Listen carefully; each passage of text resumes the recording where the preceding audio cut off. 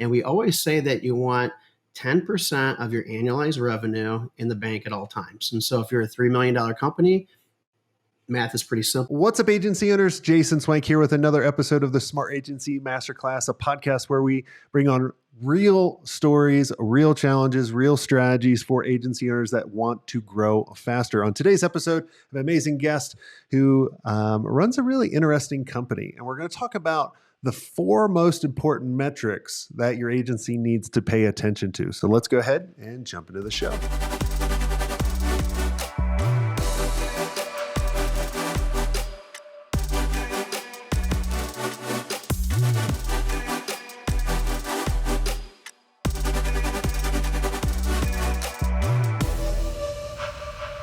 Hey, welcome to the show, Jody. Yeah, Jason, thanks for having me. Excited to have you on. So tell us who you are and what does your company do? Yeah, so I'm a founding partner of formerly Summit CPA Group. We are a virtual CFO firm that focuses on creative agencies in the creative agency space. Just recently purchased by a larger accounting firm, and now we're the virtual CFO arm for that larger accounting firm. Awesome. We may get into kind of the selling the business because people are always interested on that as well. I mean, most people kind of fall into this space and it's accidental. And then they're like, wait, how do I turn this burden into an asset that I possibly sell? And I think probably when we start talking about the metrics, we probably get there too. So let's go ahead and kind of dive into it because everybody's wanting to know, what are let's talk about let's talk about the most powerful metric out of the 4 first. Yeah. Oh, for sure. So there are 4 metrics: cash metrics. You've got the production metrics, financial statement metrics, and then you have pipeline metrics. And so they all really work together. And so the biggest one that everybody has control over, and is probably basically doing right now, are the cash metrics. And we always say that you want 10% of your annualized revenue in the bank at all times. And so if you're a $3 million company, math is pretty simple. You want to have about $300,000 in the bank. I could even do that math. I know, it's pretty simple, right? And there's a real complicated formula behind it, and it varies a little bit. You might need like 9% or 11%, but for ease of math, 10% works out well. And what that means 2 months worth of expenses for a service-based company. So for most people on this podcast, it's basically a 2-month runway, 2 months of expenses. Now, I do say you want 10% is the minimum, but you want to strive towards 30% in a lot of cases. And 30% equates to about 6 months of expenses. So between 2 to 6 months of expenses of cash will really kind of help and really kind of put the foundation for your business there. And so you wonder why 10% versus 30%. Well, there's really not a scientific algorithm for it. Just kind of look at your different scale, different risk factors. Like if you're highly concentrated into one client, you would probably closer to 30%. So if you got the Facebooks of the world or something like that, then closer to 30%. If you've got older retiring partners, probably close to 30% because you'll end up being, paying them off. If your pipeline's really weak, well, then 30% is probably, you want more cash in there. And so there's a lot of different things like reoccurring revenue. If you got a lot of reoccurring revenue, maybe it's closer to 10%. If you don't have any accounts receivables like we're completely subscription based. So we have no accounts receivables for a $10 million company. We're lower than that. So we need, closer to 10% is where we're at. So again, that's the big thing. And so it's basically it's a risk tolerance, right? So if you've got a high risk tolerance, well then, 10%. If you got a low risk tolerance, 30%. And so you ask the question, the most important metric and why. It's because based on how much cash you have in the bank will determine what the advice I would give you as a CFO. And you're thinking, why is that? And it's like, well, if you came to me and you had, let's say that you only had 2% or 3% of your revenue in the bank there, and you say, hey, you got this great opportunity to hire this business development person. She is the best ever in the industry, and she's going to really help our sales, but she costs a significant amount of money. Well, I'm going to tell you, probably not a great risk, great idea to take that risk now because of your cash position. But if it was the opposite, where you had let's say 10, 13, 15%, you came in with that exact same scenario, I'd say, absolutely, let's do it right now. You've got the capital to be able to take that risk.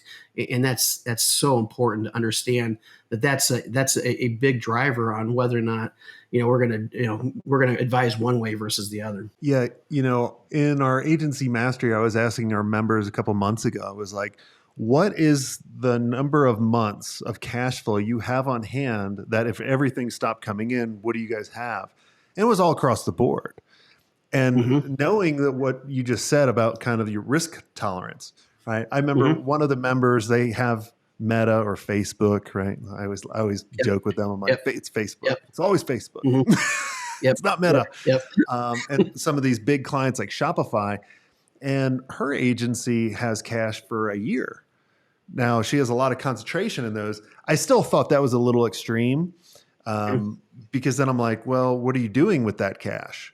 And one of the things we told them, I was like, dude, there's money markets right now. They're paying 4.5%, 5%. You're just keeping it in the bank. They're making Mm-hmm. that money. Yep. And like literally, and she realized, she was like, oh my gosh, we can make 150,000 more a year Right. Exactly. from having $1 million just sitting Mm-hmm. there. Yeah, because we tell our clients that you want really 3 different bank accounts. You want your tax account because you're going to put 40% of your net income in that account and build that up Oh, tax man. right? Out of I hate sight, that. out of I mind. hate that account. I hate that account. Oh, we do too. We do too. Because what happens is you don't do it, and then at the end of the year, you're like, oh, wonder when I'm going to have paying taxes. Then you're so anxious about the April 15th deadline. Then you find out, oh, geez, I didn't realize it was going to be that much. I shouldn't have spent my money. So you set that money aside throughout the year. You make your estimated payments out of it, and you build that based on what your forecasted revenue is going to, or net income is going to be. So that's the one account. The other 2 accounts, you nailed it on the head. The one's the operating account. That's where you pay your bills out of. And you should really have more than 2, I'd say 2 payrolls in that account. So everybody can calculate their payroll, what the payroll is for that time frame. Keep about 2 payrolls in there. The rest of them, move it over to that third account, which is your basically your cash reserve account. And it can be like a money market account. It can be a high interest savings account. Ally Bank right now is what, 2%, 3%. You mentioned the mutual funds there. You can ladder some CDs in there. You want to have it so that it's easily accessible without significant penalty. And so that's huge key, because like you mentioned, if it's just sitting in your operating account, you're losing money. You're losing a lot of opportunity out there. $100,000 on $1 million is, I think, is a pretty good chunk of change that I wouldn't want to lose just because I wasn't being a good steward of my money. And so, yeah, those are definitely the 3 accounts you want to have at all times, because again, that's the name of the game, making money on your money. I mean, I like money, and I think everybody likes money. Like I still even call like the utilities and be like, I'm going to cancel. And then they lower the account. And like I get like $10, like more, like Yep. less a month. And I'm like, yes, I won. I'm like, it's just, I love money. I don't want to waste any money. So one of the other things I tell, and I want to get your opinion on this too. Yeah. So, because when it comes to cash, I always say when you don't need cash, make sure you have the opportunity to get cash. So I always recommend getting a line of credit. Yep. Just in case. I'm not saying like use this for like a long-term investment. It's more about if the shit hits the fan like it did in 2020 or whatever it is, right? And people just stop paying. How long could you operate outside of that? That just a temporary solution. So what are your thoughts on line of credit? 1,000% agree. And so that's our 4th account that we highly recommend, is that line of credit. And so, like you said, it's not there designed to use on an everyday basis. That's what your cash reserve is supposed to be for, right? And so you kind of built your internal line of credit with having that extra money in your cash reserve. But if like you said, the shit hits the fan, you want to have that safety guard there. And the problem is that at that point in your company's lifespan, you're probably not going to be able to go to the bank and get a loan, because there's something wrong with the metrics, something wrong with your bank, something wrong with the economy. Good luck going in a recession, and good luck 6 months into it going to the bank and say, I like a line of credit. it probably is not going to happen. So I highly recommend getting a line of credit.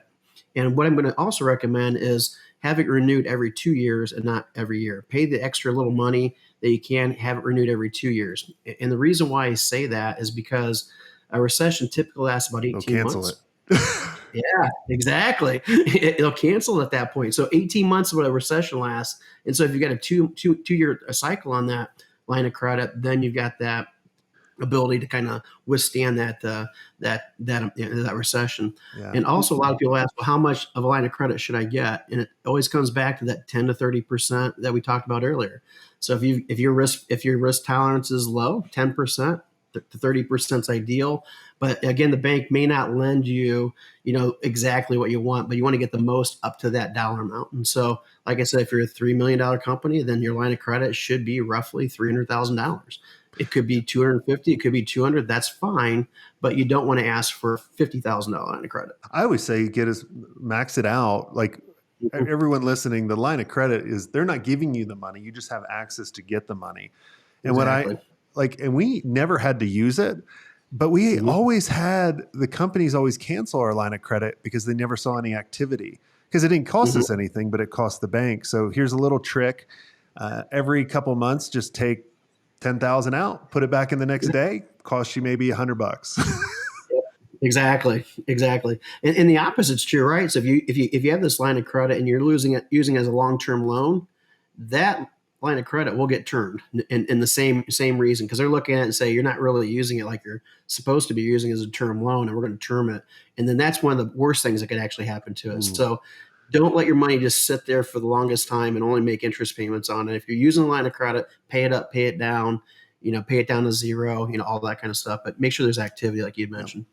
What's number two? What's the number two key metric? Yeah, the number two key metrics, your production metrics, and that's the metric that you're going to really build that forecast with. And when people, from the very beginning, you've got to have a solid forecast that's very dynamic and will change every single month. And so what I'm talking about here is, when we create a forecast, it's not you create it in November, December, and then it's good until the rest of the year. Then you look at it and see how well you guess. That's not what we're talking about. We're talking about a forecast that's really dialed into your non-financial metrics.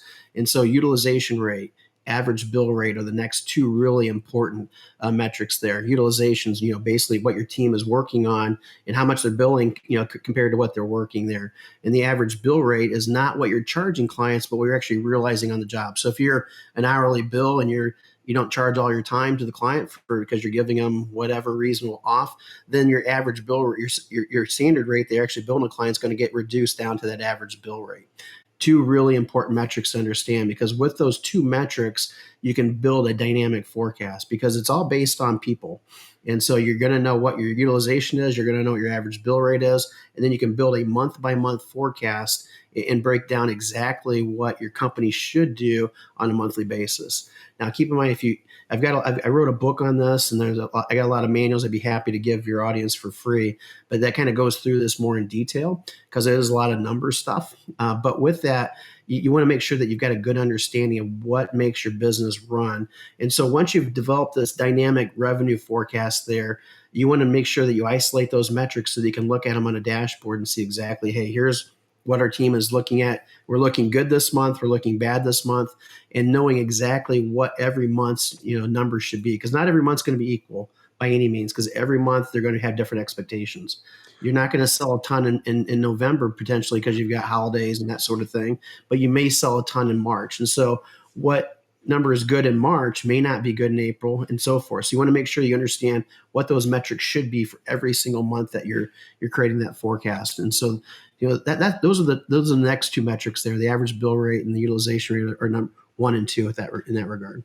What's the average utilization rate for agencies?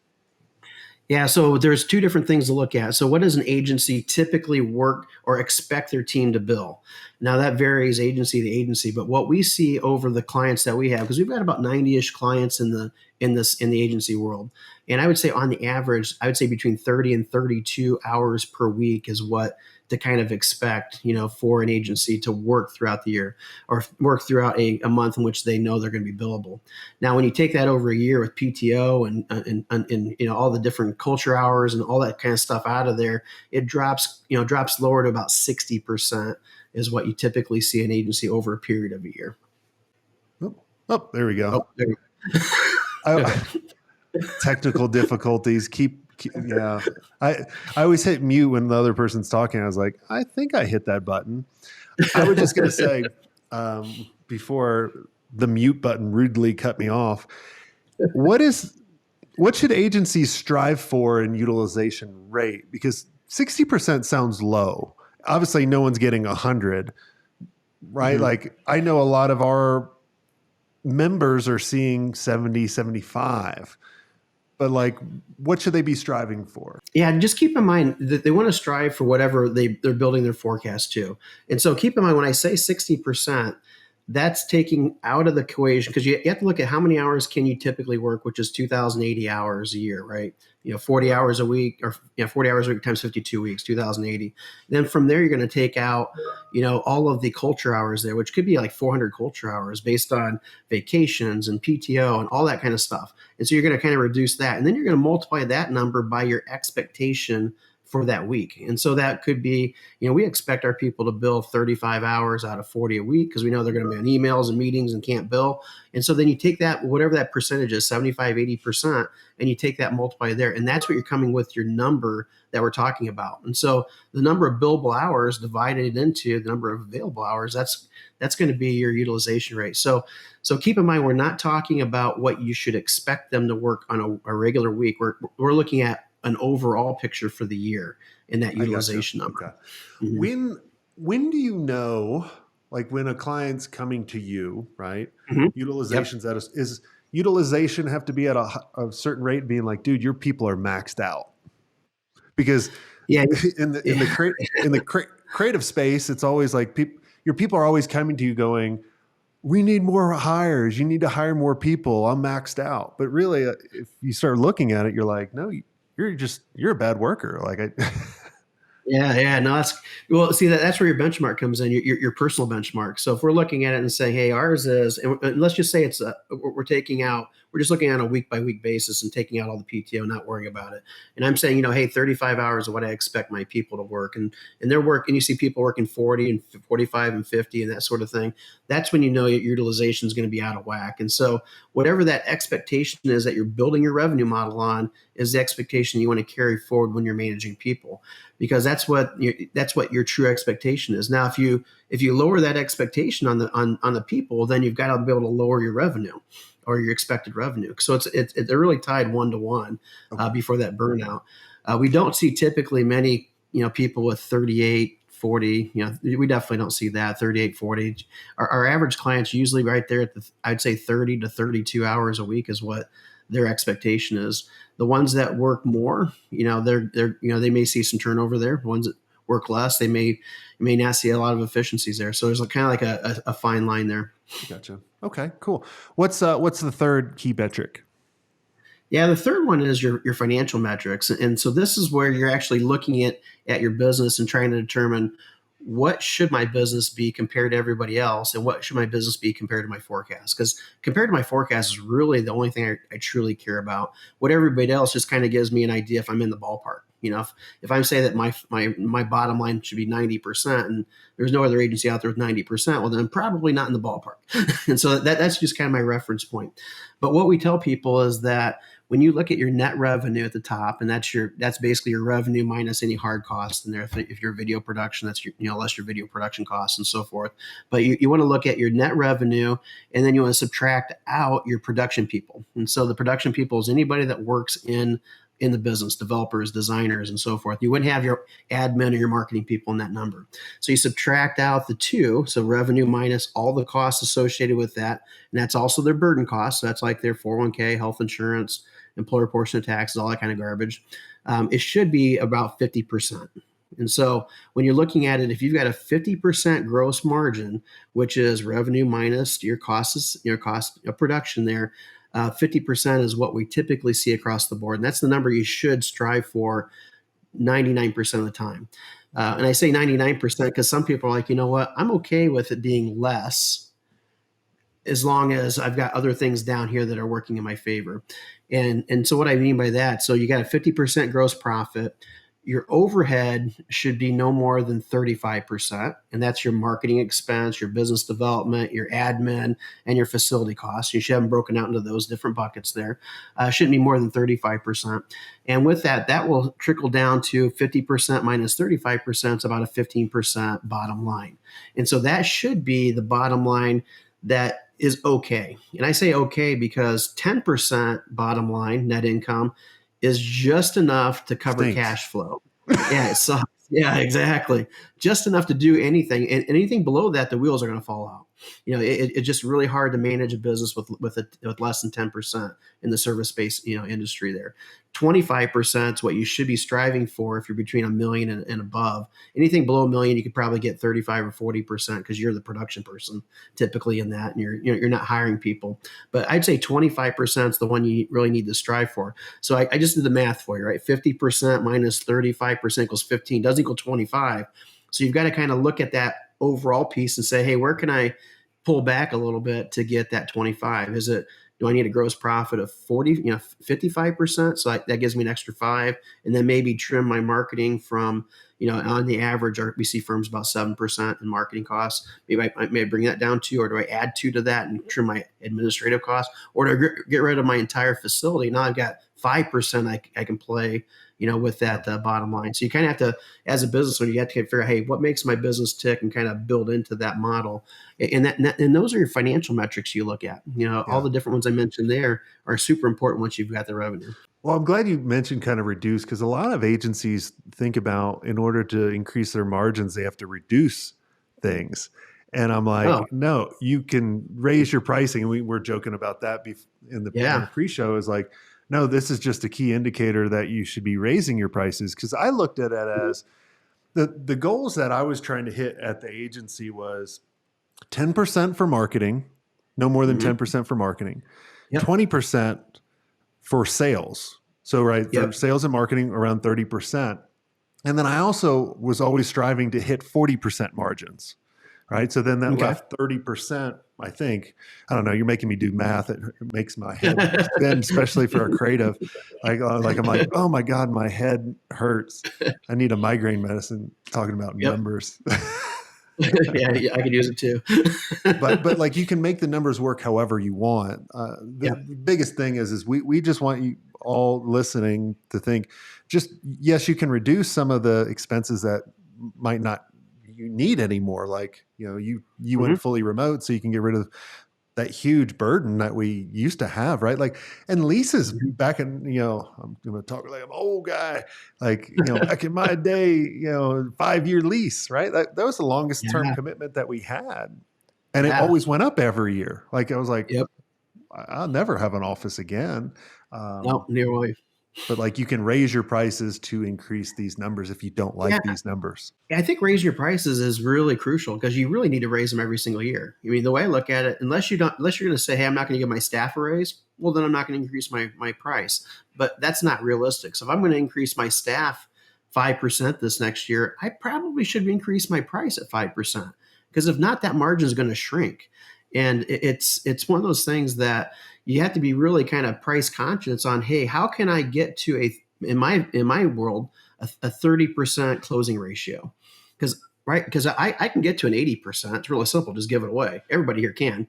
We can go at 90% too if you want, but we don't want 10% either. So we want to get to that. What I felt was a really good balance is right at about a 30% ratio, a closing ratio. And what that allowed us to do is tweak our price so that we could get to that ratio. So if we're at 80%, I'm going to keep increasing my price until it starts dropping down. And then I know the demand price, the law of demand is going to be, less, and so forth. And so that's important to understand there. But also, price is so important based on what you're actually people, how much your people actually cost. If you've got a lot of folks that are overseas and you're charging real nominal price, or it costs you nominal prices, well, then you can actually have a lower price margin, or a lower price, same price margin, than what other companies can if they're hiring a bunch of really expensive workers, at a higher price. I've only seen it a couple of times where the race to the bottom actually wins, right? Like, we don't want to be the Walmart.